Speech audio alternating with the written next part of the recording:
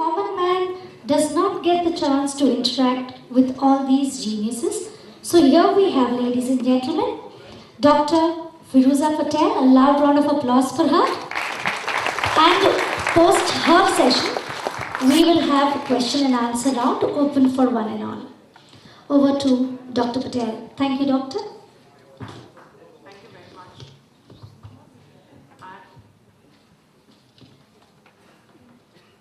At the very outset, please let me express my great gratitude to CAR for giving me this honor. It was absolutely unexpected. I thought I was only coming here to deliver an oration.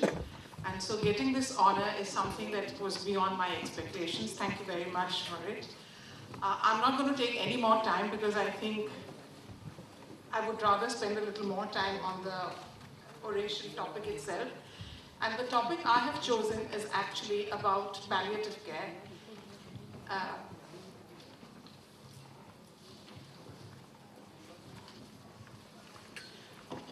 The topic I've chosen is palliative care, the fourth arm of cancer management. Now, all of you are aware of the three main areas of treatment for cancer. That is surgery, where we try to remove the tumor by surgery. Radiotherapy, as mentioned previously, is an area where after the tumor is removed, we either give radiotherapy, which is like X-ray treatment, to look after the microscopic tumor that is left behind, or in certain areas, we will give radiotherapy itself to preserve the organ. For example, if cancer of the throat, if it's an early case, larynx, we can cure it equally with radiotherapy. The third part is chemotherapy, where, for leukemias and things like that, where the cancer has spread all over the body, we would try and give some drugs so that it can spread and cure the cancer cells everywhere. Now, these three forms of treatment are mainly given with a curative intent, which means we want to try and see that the cancer can be cured as far as possible. Recently now, a new subject has been introduced, which is palliative care. And it comes and is derived from the Latin word pallium, which means a cloak or to cover. In palliative care, the symptoms are cloaked with treatment whose primary aim is to promote comfort. Now, what do we mean by palliative care? Like I said, to palliate means to alleviate or ease, and that is the main component of palliative care. It is not about treating the disease. We are not concerned with curing the cancer.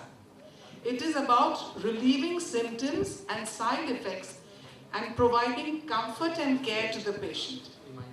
So it also involves relieving as much as possible the burden of the illness on both the patient and the family. Now, in simple terms, the definition of palliative care is that it is a medical treatment to prevent, relieve, or reduce symptoms of a disease without trying to effect a cure. It is not intended to replace disease-modifying treatments, such as we do not want to give up treatment of antiretrovirals for AIDS patients, but we want to augment the comfort and support of the individuals and families who are living with life-threatening illness. Palliative care is low-tech and high-touch. Today, medicine has become technology-driven. In palliative care, we think that any investigations and treatment should only be used when their benefit clearly outweighs any potential burdens to the patient. So palliative care, though we say, and it has been mainly for cancer patients, now we realize that there are other patients also who require such forms of treatment. AIDS is another area, end-stage cardiac, renal and respiratory failure, neurodegenerative conditions like Alzheimer's these days, motor neuron diseases.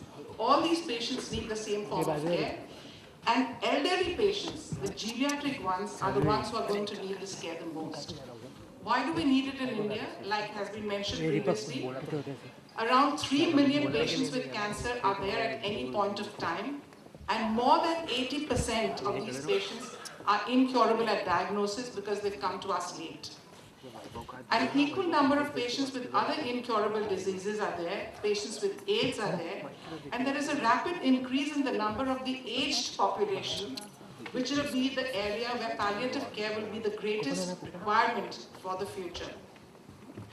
Now, this is the sort of patients that we see in India. This is not to scare anybody, but to say, how can we ever cure this patient? So what they basically need is palliative care. How did this concept of palliative care start? It was not basically started with the aid of patients. It was basically started with pilgrims. For people who were traveling and providing food and refuge to these patients was what was the important area of palliative care. The present-day palliative care concept has a very recent phenomena. It's been only started since 1967. I think about 2 years ago, the Medical Council of India recognized this as a specialty, and the first MD in palliative medicine has been started at the Tata Memorial Hospital. So you can see that from 1967 in Europe, where the St. Christopher's Hospice has been started, it has been a very short time. And in India, there are very few centers which provide palliative care. Again, it is like something which is not paying for the physicians. So it is going to be mainly looked after by the non-government organizations and the NGOs. The government is not going to provide finances.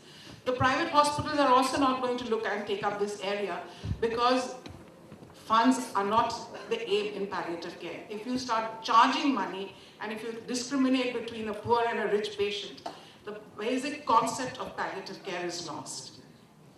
So therefore, we know that in the past, how did people die? There are two main areas of advancement in medicine. One is anesthesia and the other is the discovery of antibiotics. And prior to antibiotics, people died quickly, either because of infectious diseases or accidents. And medicine at that time focused on caring and comfort. Sick were cared for at home with cultural variations. However, with medical shift in science and technology, there has been a marked shift in the values and the focus of society. Today, we have become a death-denying society. We think because we have the money, we can buy everything. And we see people coming to us who say, Dr. Saab, jo bhi marzi chahiye, however much you have to spare, my patient must be saved. Again, we have become death-denying because today, as at our age or our generation, we saw people dying at home. We saw our grandparents dying at home. So we accepted death as a natural phenomenon. Today, the generation has not seen death in the family because most of these patients die in the institutes and in the hospitals. So today's generation is death-denying. It values productivity and independence. And therefore, we can see that the shift from the joint family system, where the support system for these patients was very high, has now shifted and we've become nuclear families. So we don't have people to look after our sick and dying. The person who is the caregiver is equally old. So therefore, we now need to again bring this old system of medicine back into focus. Today, modern health, we know that there are only a few cures, and many people are living longer with chronic illnesses. And also, the dying process has been prolonged. Today, if a patient is dying at home, he would probably die like that. But if it's taken to a hospital, they will be put on a ventilator, they will be given support systems. Whether that support system is really required or not is another issue. So historically, there is a dichotomous division. Most of the physicians and doctors focus on curing the illness because that is their job. Very little attention is paid to the relief of suffering and the care of the dying. We do not bother to find out whether the finances can be afforded by the patient or not. What is their social, economic background? So the hospice and palliative care project has arisen in response to this need. We know that there is a dichotomous intent, and that is how palliative care started. We would first give curative life-prolonging therapies, and when there was no more treatment that we could give these patients, we would then transfer them off for relief of suffering to the hospice. So there was a dichotomy. You could cure patients, and those whom you could not cure, you would then say, just serve them, just provide them comfort. Today we think this is not the area. Today we think both of them should go hand in hand. From the day of diagnosis, the curative intent is more, the palliative intent is less, and as the disease progresses, the palliative care takes over much more, till the final area where only hospice care is required. And in palliative care, we do not stop when the patient dies. For us, bereavement support for the family is a very important aspect of palliative care. So we can give palliative care to any life-threatening disease, anytime during the patient's illness, whenever the patient and the family is prepared to accept it, and it may be combined with curative therapy, and it may be the focus of care. So lots of people think that what is palliative care? It is just to let the patient die in peace. That is not palliative care. Palliative care affirms life, and we regard dying as a normal process. We neither hasten nor postpone death. It provides relief for patients from pain and other distressing symptoms, and it integrates psychological, social, and spiritual aspects of care so that the patient may come to terms with their own death as fully and constructively as they can. It offers a support system to help patients live as actively and creatively as possible until death, thereby promoting the patient's autonomy, personal integrity, and self-esteem. And it offers a support system to help the families cope during the patient's illness and in bereavement. So as a physician, as a radiation oncologist, my focus of care is different as compared to what a palliative care physician wants. So you can see that we need to change very often. As physicians, we are disease-oriented treatment. If you tell me that the patient, Mrs. Singh, has this problem, I would probably not recognize who Mrs. Singh is. But if you told me that the patient with carcinoma breast and lung metastasis, it would strike me who the patient is. That is because I am disease-oriented. Whereas in palliative care, we need to become patient-oriented. In main treatment, for us, the only person we are bothered about is the patient. Whereas in palliative care, the unit of care is not just the patient, it is the whole family. Because cancer does not affect an individual, it affects the entire family. And the entire family needs to be cared and supported just as much as the patient does. In our medical treatment, we want to prolong life at any cost. We would put them on ventilators, we would put them on dialysis, whether that is really helping the patient live longer or are we increasing the dying process is not what we are thinking of. So in palliative care, we say we want to prolong fruitful life. We do not want to prolong the process of death. And in general medicine, we think that the doctor is the one who knows everything. And we act like a physician as a general with military virtues of fighting and never giving up. Whereas in palliative care, we say that the patient is the king, and he has human dignity and its central value and effective in compassion. We change from disease as a problem to be solved to an experience to be lived. Most important is we say we change from an ethos of cure to an ethos of care. And in our medical practice, we believe that if somebody dies, it is my failure as a doctor or it is my failure as a treatment that I was giving. Whereas in palliative care, we believe that death is an inevitable reality and we face that. So when cure is not possible, as often it is not, the relief of suffering is the cardinal goal of medicine. And we know that suffering is not just physical. It's not that just the pain that I have. My pain will be exaggerated if I have other issues, if my finances are not there, if my social support system is not there, if I have other psychological problems. So therefore, palliative care is actually a teamwork. We need a doctor and a nurse to look after the physical problems.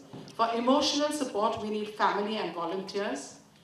For social support, we need a social worker, and for psychological support, we need counselors. Therefore, palliative care is a team approach where we say a team is a strategy to achieve a goal, and patients and families are part of their team. Patient is the host whose house we go to and who visits us and who invites us to into his house as guests. So we should be living as we do with any guests who come into a family, not as the host that we are going into their teams. What are the losses and threats that people go through when they have any major illness? The knowledge of a life-threatening diagnosis, prognostic uncertainties, and fear about death and dying are very real, and we need to address this. As doctors, we feel scared to address this because we don't know how to tell a patient that he's going to die. Whereas that is very important. Physical symptoms, unwanted effects of medical and surgical treatment is their fear. Another very important fear is a loss of functional capacity and loss of independence. Enforced changes in roles. A man who used to go out and earn for the family now finds that he's confined to the bed.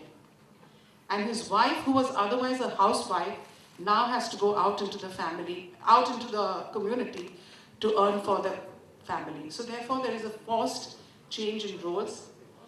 Practical issues like finances and housing is very important. Changes in sexual relationships, dysfunction, concerns of dependence, everything. And like I mentioned, 90% of people believe it is the family's responsibility only to care for these patients. And it frequently falls to a small number of people, often the woman, who is ill-equipped to provide this care. So in reality, there are a lot of gaps between what actually happens and what a patient actually desires. So you can see that in reality, most of the patients die on machines. They die in a hospital, away from their loved ones, and they die in institutions. Whereas they desire not to be on these ventilators, they want to be with their family at the last time of their death, and they want to die at home. So in order to do this, in Chandigarh, we have integrated palliative care as one of the arms of treatment for cancer patients also. And in 1999, we first started the palliative care clinic in the Department of Radiotherapy because we wanted that the patient should feel that it is a continuity of service. We did not want that today, as an oncologist, I'm seeing this patient, and tomorrow I will say, now I can't cure you, so you go and see another doctor. Because continuity of the same physicians for a patient is very important. So we had, in 1999, started a palliative care clinic where the palliative care physician sits with the radiation oncologist and discusses the patient's problems. This is very important because in any busy OPD, the physician will generally tend to look after or give more attention to patients whom they're able to cure. Whereas if I know that I'm not going to be able to do anything much for this patient whose disease is already advanced, I will give them 2 minutes out of the half an hour that I would give a curative patient. So if they have to wait in a general OPD and then we just see for 2 minutes, it is very disheartening for them. Therefore, we have a special clinic where these patients don't have to wait and they can go and see their palliative care physician straight away. Of course, that interaction between the doctor, the oncologist and the physician is always there. We know that a time comes when these patients can't come to the hospital. And most of the government hospitals do not allow us, at least PGI does not allow us to go out and see the patients in their homes. So that is why we had to team up with the Red Cross Society, who provided us with a doctor, nurse, and a social worker who could then go to their patient's home and visit them. So this is the home care team where patients are being seen at their home. The problem still in the home care is that a time comes when these patients cannot be managed at home and they need some form of admission. Now, if they go to a general hospital or a general emergency, they are likely to be overtreated because they will this is how an emergency functions. They will ask them to do unnecessary blood tests, unnecessary x-rays, because they do not know what the status of this patient is. So therefore, we thought that to look after these terminally ill patients, we needed what is called a hospice. So in 2003, with the UT Red Cross and the PGI Chandigarh, we have started a Chandigarh hospice, which is a free inpatient service for 20 beds patients. They're provided meals free, medicines free, everything. And this runs with the help of the society. Contributions come from the society. And today, except for the salary of the staff members. Everything else comes on donation.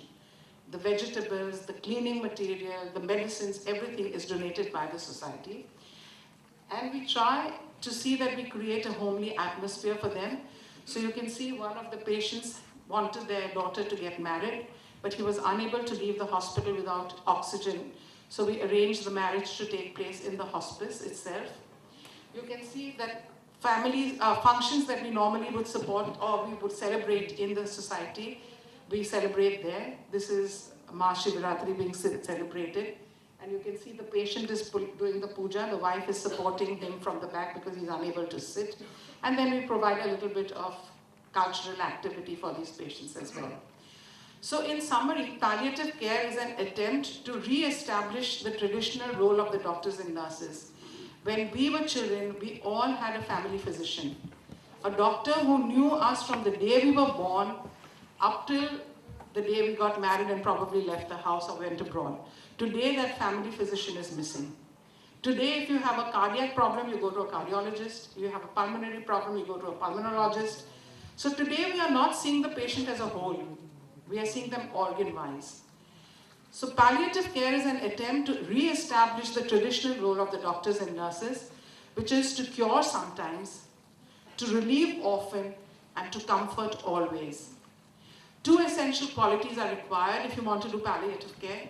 Humility, that is willingness to listen to others and avoid arrogance, and perseverance, that is commitment to meet the trust of patients and their families. And I would like to say that palliative care is an attempt to try to take the distress away of the patient and the families, because this is an issue that affects us all, because we would love and like to see the lives of us and those whom we love to end peacefully and comfortably. Thank you very much. Thank you, Doctor. Thank you, Doctor.